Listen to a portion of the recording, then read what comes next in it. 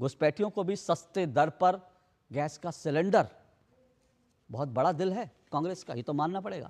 घुसपैठियों को तो सिलेंडर देने की बात नहीं थी, लेकिन हाँ, जिस तरीके से भारतीय जनता पार्टी एक विशेष वर्ग को टारगेट कर रही है और उस विशेष वर्ग को लेकर के वो पक्षपात कर रही है। अब सैयद जवाद, ठीक गुलाम अहमद मीर कौन है? सैयद जवाद।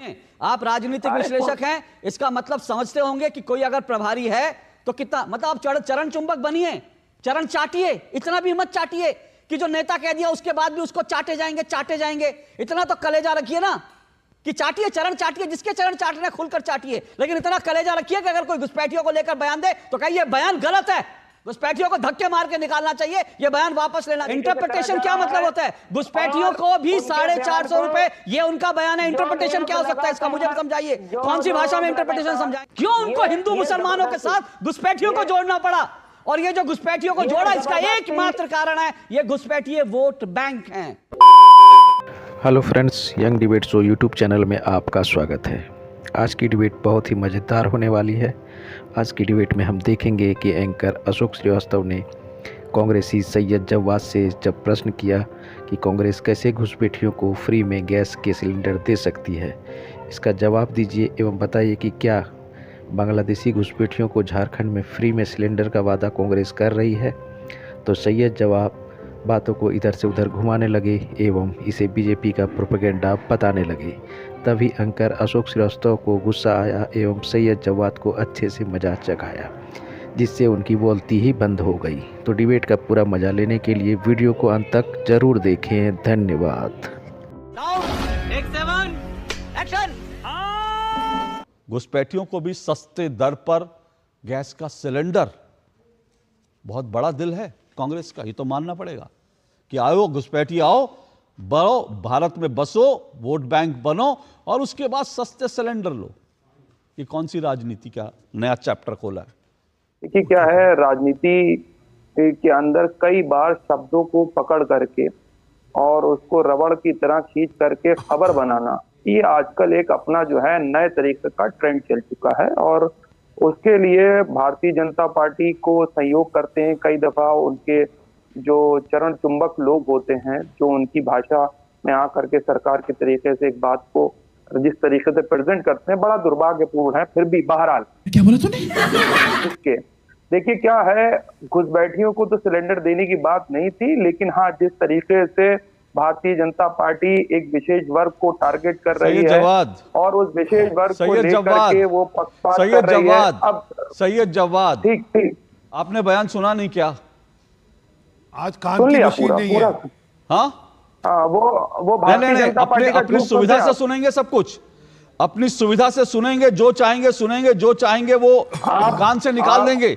गुलाम अहमद मीर कौन है ये बताइए, आपको तो जानकारी हो। एक मिनट, गुलाम अहमद मीर कौन है? सैयद जवाद, कौन है गुलाम अहमद मीर?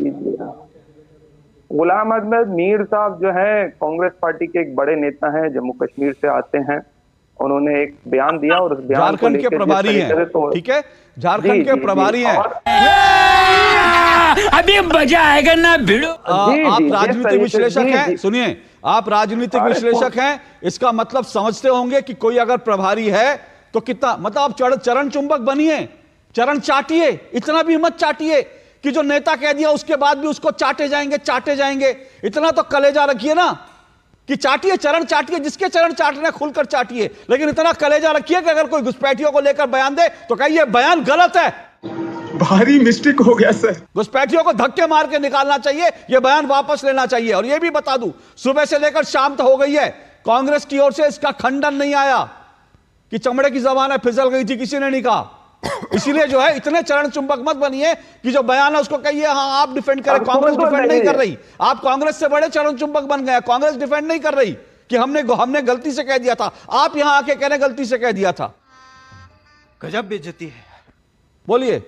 नहीं, देखिए जिस तरीके से तोड़ मरोड़ करके पेश करने की कोशिश की जा रही है, भाई उनका बयान एक बार फिर सुनवाऊं। सुनो। एक मिनट रुकिए, मैं अपनी टीम को अनुरोध कर रहा हूं, एक मिनट रुकिए, मैं अपनी टीम को अनुरोध कर रहा हूं कि सैयद जवाद ने वो बयान जो है चरण चुंबक की तरह सुना था। चरण चुंबक लोग तोड़ मरोड़ कर सुनते हैं, चीजें अपनी सुविधा से सुनते हैं, तो मैं उनकी सुविधा के लिए इस बयान को एक बार फिर चलवा दूंगा। ताकि किसी चरण चुंबक को अच्छा, बस हो ये गया, गलत फहमी आप ना पूरी रहे जवाब- कि ये बयान तोड़ अरे मरोड़ कर जवाब- दिखाया जा रहा है। उनके शब्दों में दिखाऊंगा, उनके शब्दों में सुनवाऊंगा। बोलिए। हो गया अशोक भाई, अब हमको मौका दे दिया, अब आपने आप बोल दिया, मौका ठीक दे रहा हूं, है, आप कोई बात कलेजा नहीं। रखिए, दम रखिए, हाँ। कहिए कि बयान गलत है। अरे ये बहुत बड़ा कलेजा है, कलेजा बोलिए ना बहुत फिर। बड़ा, सबको संभाले। बोलिए बयान गलत सुन है। लीजिए, दूसरी सबसे बड़ी बात, नहीं मैं तो फिर कह रहा हूं, तोड़ मरोड़ करके बयान दूसरी का नहीं, गलत दूसरी बात इंटरप्रिटेशन पे आइए, निकाला जा पहले रहा है। पहली बात कहिए, और- ये जस्टिफाई है बयान? मैं कह रहा हूं उनके बयान को, उनके बयान का इंटरप्रिटेशन गलत तरीके से इंटरप्रिटेशन करा क्या जा रहा मतलब है। होता है? घुसपैठियों और को भी उनके 450 बयान को रुपए, ये उनका बयान है। जो इंटरप्रिटेशन लोग क्या हो सकता है इसका, मुझे लगातार- समझाइए। जो कौन सी भाषा में लोग इंटरप्रिटेशन लगातार- समझाएंगे? एक मिनट जो- सैयद जवाद, जो हिंदी लोग मुझे आती है। लगातार एक मिनट सैयद झूठ जवाद, बोल हिंदी रहे मुझे हैं, आती है, जबरदस्ती उर्दू में लोगों को समझ लेता हूं, घुसपैठिया अंग्रेजी कह में रहे हैं। समझ लेता हूं। किसी और भाषा में इंटरप्रिटेशन कर दीजिए इसका कि घुसपैठियों को भी 450 रुपए में सिलेंडर देंगे। इंटरप्रिटेशन कैसे हो गया, मुझे समझाइए। अच्छा बात नहीं है। अब आप सुन लीजिए, उन्होंने पूरे लफ्ज क्या थे, बिना भेदभाव के, बिना किसी को ये देखे कोई हिंदू है कोई मुसलमान है, और जिनको भारतीय जनता नहीं, पार्टी घुसपैठिए क्या है इस देश में? कह रही है, हिंदू मुसलमान तो और- ठीक है, अरे परंतु बीच में घुसपैठिए बोल क्या लीजिए, है? और घुसपैठिए कौन सा धर्म है या कौन सी जाति है? हिंदू मुसलमान तो ठीक है, आपने हिंदू मुसलमान के लिए मंजूर है, बगैर भेद- परंतु घुसपैठिए कौन सी जाति या कौन सा धर्म को बिलोंग करते हैं? बीच में बोलने गुलाम लगा कर। सुनिए, गुलाम अहमद मीर अगर चाहते, एक मिनट रुकिए, एक मिनट। गुलाम अहमद मीर अगर चाहते तो ये कह सकते थे कि हिंदू को नहीं देखेंगे, मुसलमान को नहीं देखेंगे, बौद्ध को नहीं देखेंगे, ईसाई को नहीं देखेंगे, आदिवासी को नहीं देखेंगे, किसी को नहीं देखेंगे। लेकिन वो क्या कहते हैं? वो कहते हैं हिंदू नहीं देखेंगे, मुस्लिम नहीं देखेंगे, घुसपैठिया नहीं देखेंगे। अब ये घुसपैठिया का शब्द उनके दिमाग में कहां से आया? ये बड़ी अच्छी बात कही आप। क्यों उनको ये- हिंदू ये मुसलमानों के जबरदस्ती- साथ घुसपैठियों को जोड़ना पड़ा? और ये जो घुसपैठियों को ये जोड़ा, इसका जबरदस्ती- एकमात्र कारण है ये घुसपैठिए वोट बैंक हैं।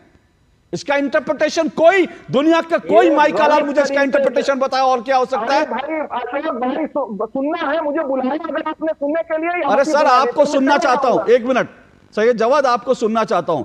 आप इसी बात पे रहिएगा और इस बात को मुझे समझाइए, इंटरप्रिटेशन आपको समझाइए। आपको पूरा 1 मिनट बिना रोक टोक के देता हूं। इसका इंटरप्रिटेशन मुझे बताइए किसी और भाषा में, अरबी में, फारसी में, किसी और भाषा में मुझे इसका इंटरप्रिटेशन बताइए क्या हो सकता है।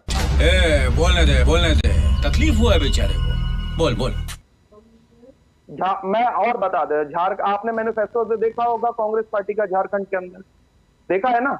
उस मैनिफेस्टो के अंदर चीजें जो हैं वो क्लियरली तौर पे लिखी हुई हैं कि गैस का सिलेंडर सभी को दिया जाएगा, बगैर बिना पक्षपात करके सस्ते दामों पे मिला जाएगा। उसके बाद जो हमारी योजनाएं हैं, चाहे महिलाएं की योजनाएं हो गई, चाहे किसानों की ऋण माफी की योजनाएं हो गई, चाहे आप देख लीजिए और योजनाएं हो गई, सबको बराबरी का हक और हकूक दिया जाएगा, उसमें कोई आपत्ति नहीं। अच्छा, उसमें जो लफ्ज उन्होंने कहे वो इस काट में कहे कि भारतीय जनता पार्टी एक विशेष वर्ग के लोगों को जानबूझ करके जो है वो घुसपैठिया कहे जा रही है, जिस बात को लगातार निशिकांत दुबे और भारतीय जनता पार्टी की प्रोपेगेंडा मशीन चला रही है। हालांकि अभी तक कहीं से कोई साबित नहीं हुआ, ये बात का मतलब था। अब मैं आ जाता हूं हो दूसरी गया, बात आपको पर। बिना रोके अब टोके, बिना रोके अब टोके आपको, एक मिनट, बिना रोके टोके आपको मैंने समय दिया। अब मेरी बात सुनिए। कमायला बाबू भैया से डायरेक्ट बाबू, तेरा तो गेम बजाना पड़ेगा। आपका घोषणा पत्र जो है